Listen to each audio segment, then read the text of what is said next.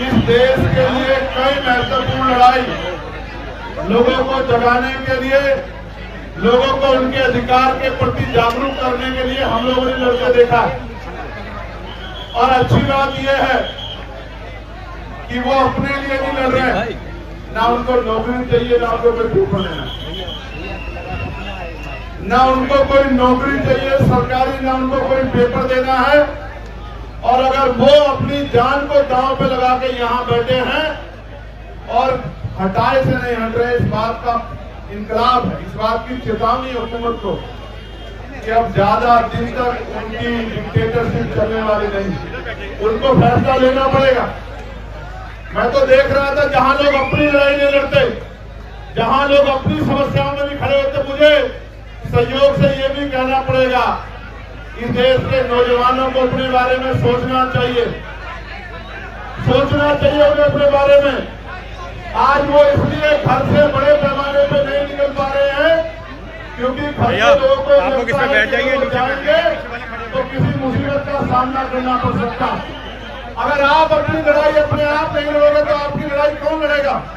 मैं पुनः धन्यवाद देता हूं इस मंच को, वो हमारी बहनें, हमारे भाई जो बैठे हैं भूख हड़ताल पे, अनशन पे, जो डटे हुए बारिश में, तूफान में, गर्मी में, सर्दी में।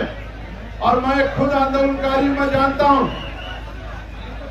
कि जब कोई आंदोलन करने निकलता है तो उसको कितनी तरह का सामना करना पड़ता है, उसमें सवाल खड़े किए जाते हैं, उसकी नैतिकता को गिराने के लिए प्रयास किए जाते हैं, उस पर आरोप लगाए जाते हैं कि इनको फंड कहां से मिल रहा है, इनको। प्यारे साथियों, मैं तो खुद एनएसए में रहा 16 महीने के लिए जेल में और निर्दोष होते हुए रहा।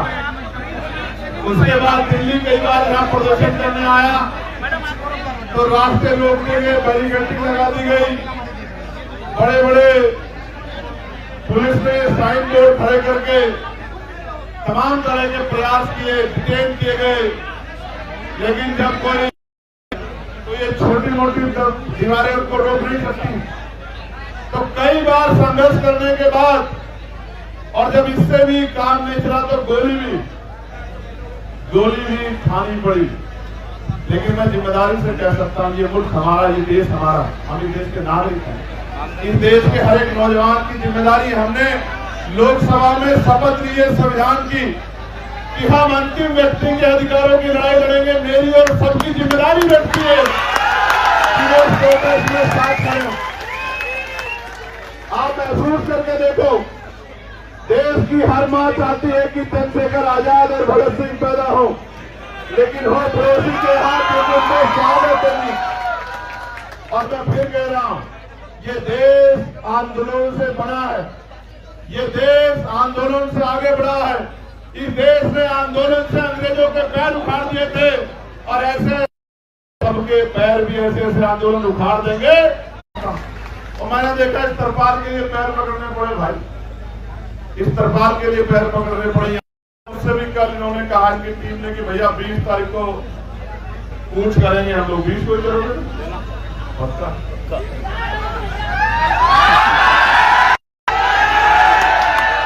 मैं 20 तारीख को आता, मेरा भरोसा करो, मैं 20 तारीख को आता। मैंने किसी को कहा भी, इनकी वजह से आना पड़ा। मैंने इनसे कहा कि जाओ उनसे कहो, किसे कहा ये खलल डाल रहे तो आपको फिर छोड़ के नहीं देते सर। सवाल ये है, सरकार अगर 3 किलोमीटर की बात नहीं सुन रही है तो क्या 300 किलोमीटर की बात सुन सकती है?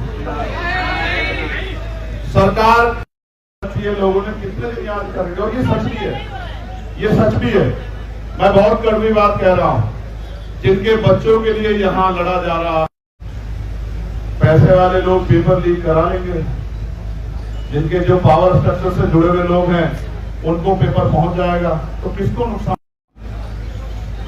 मैं तो उन बहादुर बहनों का भी धन्यवाद करता हूं, उनके हौसले का भी धन्यवाद करता हूं जो डटी। जहां नौजवान घर में बैठ के रील देख रहा है, वहां मेरी बहादुर बहनें आंदोलन कर रही है। मैं देख रहा हूं। 20 तारीख को आओगे नहीं आओगे बताओ?